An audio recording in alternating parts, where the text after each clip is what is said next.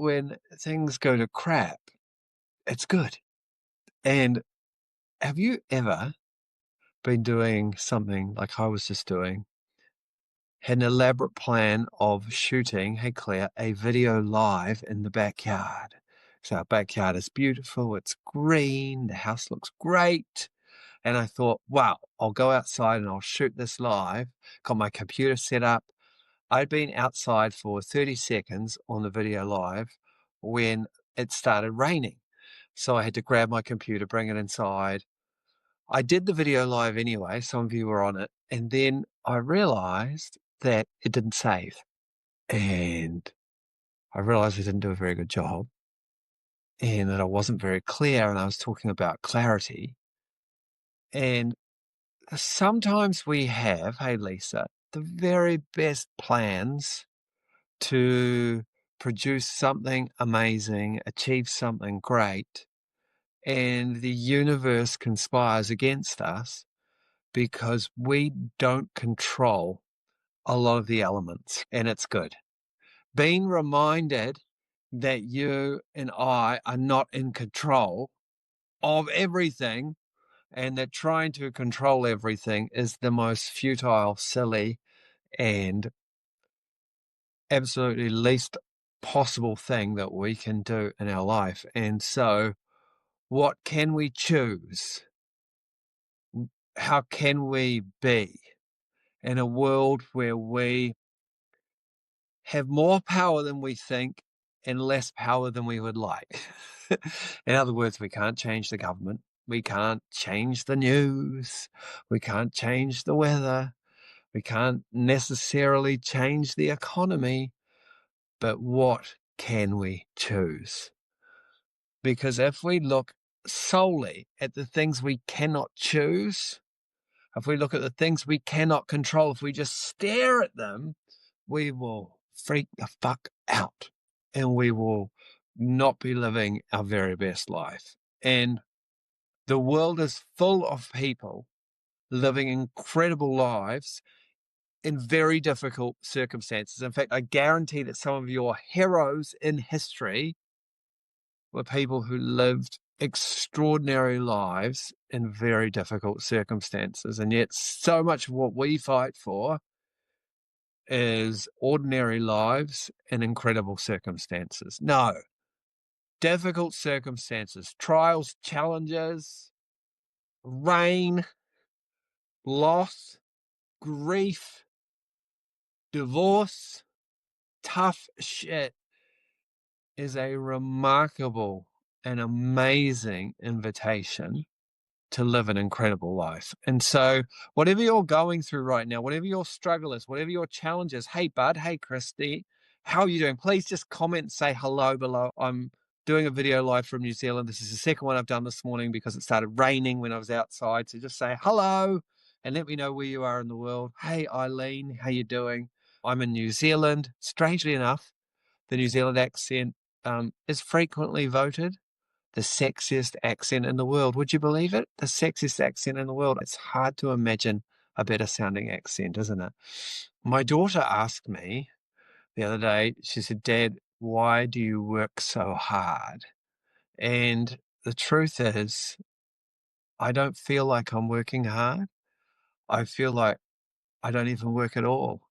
That my work is just an expression of me and of the things that I love and want to achieve. And I love my work. I love being with Rose. She's my daughter. I love hanging out with my friends. And so what we want to do is figure out in this world where there is much you can't control, we want to figure out what is the life that you want to build. And one of the things that I think of is this concept of building tiny worlds. Because if we look at the big global world, we can go, shit, there's a lot wrong with the big global world. How can we change it? Let's get out the vote. Let's lobby. All those things are fine. They're fine. But in the meantime, you can have quite a struggle in your life if you are trapped in a big global world that you don't really like, that you wish would change. And people throughout history have been stuck in environments where or worlds or times where things have been less than ideal. Think of the suffragettes, think of Martin Luther King, think of people in the Ukraine right now, think of people in Palestine right now, think of people wherever there is huge struggle, people in the United States right now in areas, right? It is hard, and yet you can still live a remarkable life. In fact, maybe even more remarkable, and you can still have amazing fun fighting the good fight. And you do this by, instead of just simply looking at this big, large, very problematic global world, you do this by creating around you your own tiny world. Hey, Michelle, how you doing? And when we think about a tiny home, people live in tiny homes because they're like, big house is too difficult to manage. I can't keep it clean. I can't control everything. I've got too much stuff. It's hard to arrange it all. It's too much work. I can't live my best life living in this big house because so much of my life is spent managing this big house. So let me live in this tiny house where I just have everything I need close to me, and I have this sense of mobility and leverage. And when you think about the big world, a big global world has been like a big house, a big home. It's too difficult to manage, isn't it? There's too much chaos. There's too much shit going down. And so what I'm encouraging you to do, hey, Steve, is instead of focusing so much on the big bad world, let's build our own tiny worlds around us. And the best tiny worlds are developed when we say, what is it I'm here on this earth for? And so as you're watching this, MG, Charlie, Michelle, Steve, Sally, one of the things I want you to think about is, what are your goals with your life? What do you want to do physically? Like, you want to run? Do you want to work out? Do you want to get in shape? Think about that. Think about financially. What kind of financial life do you want to create for yourself? What do you want to build? Think about your creative life. What do you wanting to create? Great piece of art that you want to work on creating. And then I want you to think about relationships. How do you want to be known by those people closest to you? For me, like, I want to be a fully alive dad. It drives so much of what I do. What do you want your reputation to be? How do you want to be known? Like, you want people to say that you're a last minute, that you can cut through the crap and get to a problem, that your words inspire change. What is it you want from your life? You have a clear sense of what you want for you and for those closest to you in this world. Then let's build a tiny world around those things. Who are the people that would support you in your dreams and in your goals? Who are those people? Who are the people that will support you in helping you to be everything you're supposed to be? Because you might not be able to change the world, the big global world, Kinsey, but you sure as heck can build a much more beautiful world around you and around your dreams and your goals. And so that's one of the things that I'm working on very intentionally, as being very boundaried, as in, who are the people I let close to me, that I choose to have closest to me, and understand that when we hear these phrases, Megan, sometimes we think that the enemy of a great circle of people all around us, we often think the enemy of that is a really toxic person, like a really nasty person. And whilst that can appear true, most of us are pretty good at spotting a toxic person. We're like, I don't ever want to be within a million miles of that person. The true enemy of you being surrounded by amazing people are just average or ill-fitting people. Hey, Jennifer. And so when you think about building and creating your own inner circle and your tiny world around you so you can go after your dreams and your goals, what I want you to understand is you should choose exceptional people who give you energy, who give you life, who share your values, who say yes to you and your dreams. I've got a friend at the moment, I have a running goal and I missed my time. It was my own fault that I missed my running goal. When I told him, he goes, "No worries, you'll get it. You'll get the next one, right?" I was like, yes, that's the kind of person I want in my life, not someone who would say, "But you're right, you suck like you." We don't want those people. We want people who lift you up. And it's more important today than it's ever been before. In our environment right now, where there's chaos and divisiveness and a lot of shit going down online, it's more important that you have a circle of amazing people, Glenn and Monique, in your life right now today. So as I'm talking, one of the things I'd love you to do is to start mentally taking an inventory. Who are the people in your life who give you energy? Who are the people who, when they say, "Do you want to grab a coffee?" or they say hello to you, it lights you up a bit? Who are the people that if they were to say, "Want to go to a movie?" you'd be like, "Yeah, that's amazing." Who are those people?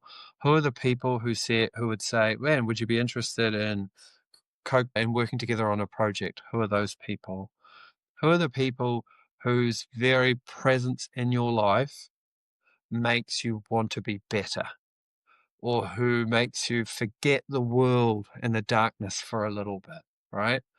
Because that's so important. It's what I teach. I teach two things.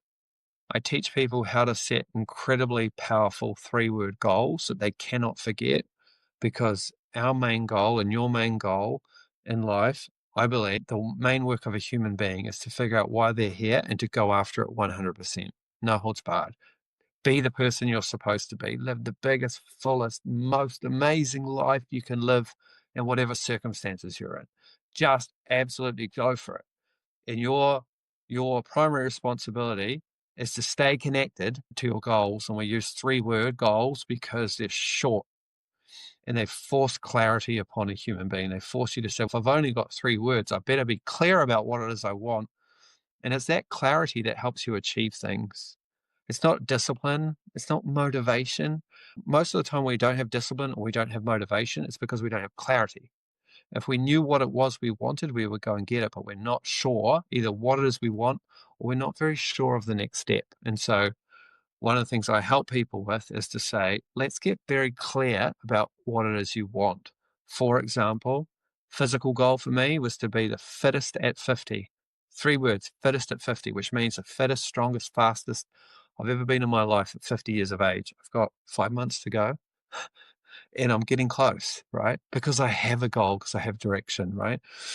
And there's all sorts of ways of breaking down that goal within our ecosystem, what we help people with. Or my goal is to build a community of 200 incredible clients. So gather 200 people. That's a clear goal. Now I'm looking for 200 people who fit, who make sense, right? And so, in my opinion, everyone needs to have clarity as to what they want. And 3-word goals really help you. So I help people with that. And then the other part is, sure, have your goals, have the things that you want in life. But guess what? You won't get there by yourself, no matter how stubborn, determined, disciplined, motivated, even no matter how clear you are, no matter how much clarity you have, you are going to absolutely need other people to help you get there. You can't get there on your own. It's frustrating, right? Let me tell you this. I've made huge strides with my fitness. I'm almost at my target weight, which is 21 kilos down from what I was, and that's 50 pounds. And I'm almost at my bench press goal, which is huge for me.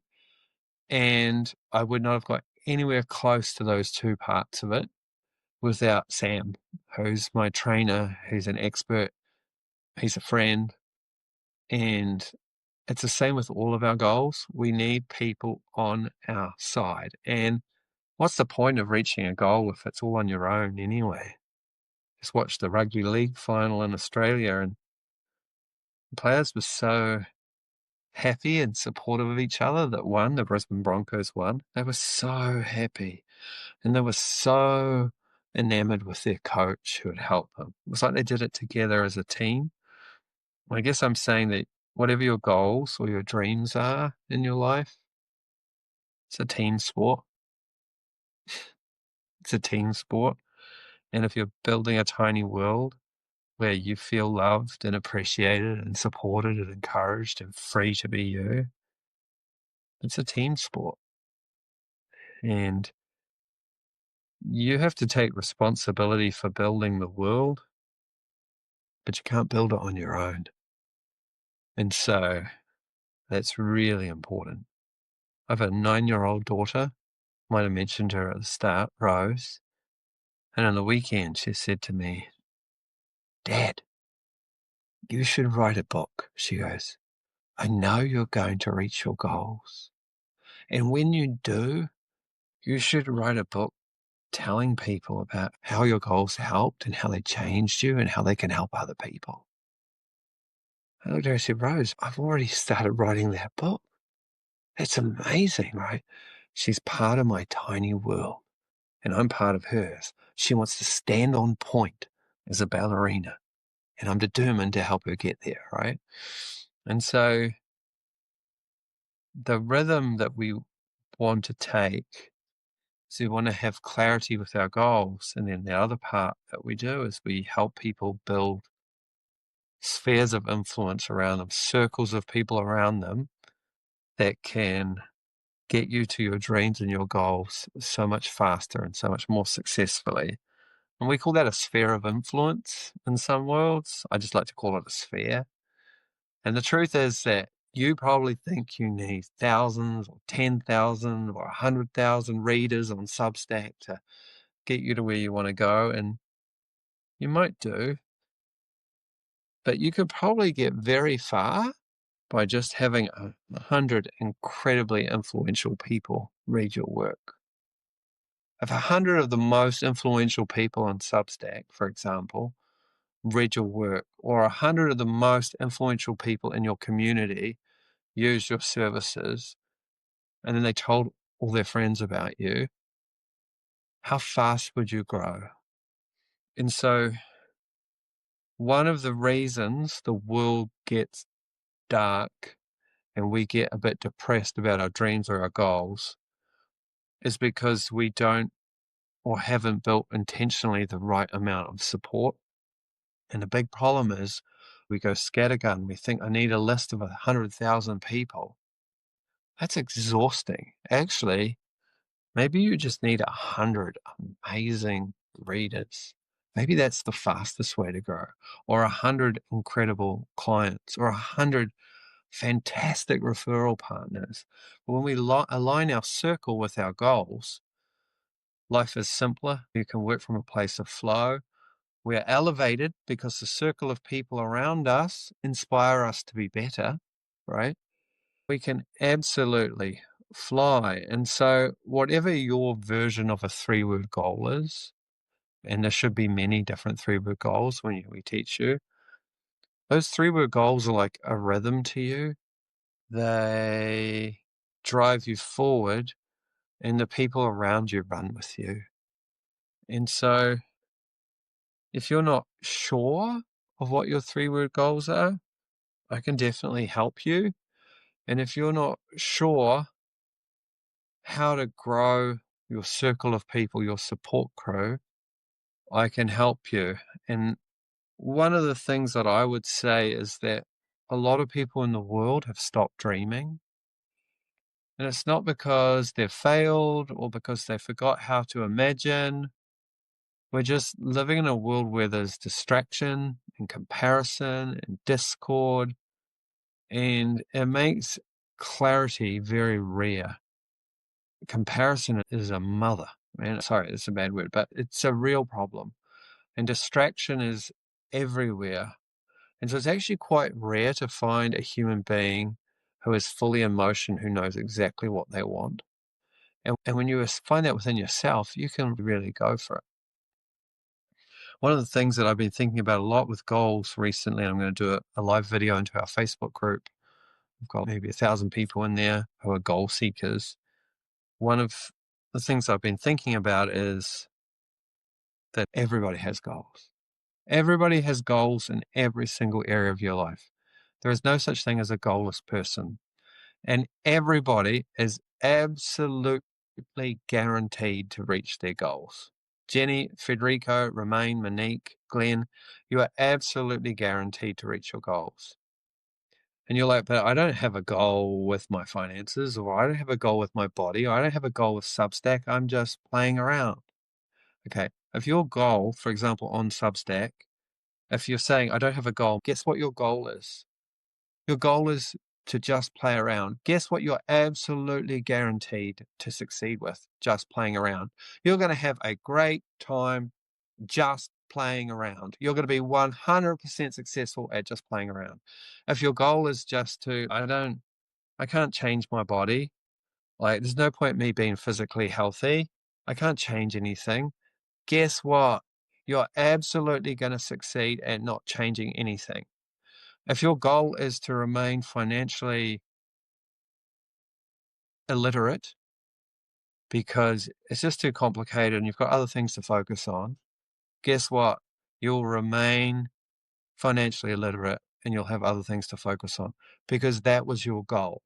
And so the question really is, why do we set goals by default when we could set goals with intention? Why do we live life by default when we could live life with intention? The biggest enemy to goals is what I call, if there were characters in a play, this character would be called the Great Vanisher. He will try and convince you that you never had a goal in the first place, that you never had big dreams, that you never wanted anything else, that life is just the way it is. He will try and get you to settle for whatever comes your way. He'll make goal setting vanish from you. And I want to bring it back. I want you to know that you can have things that you once wanted that you've forgotten about, whether that is love, whether that is financial power, whether that is a friend, whether that is work that matters, whether that is a life of adventure, whether that is children. There's almost nothing that you can't have if you're open to it being given to you in a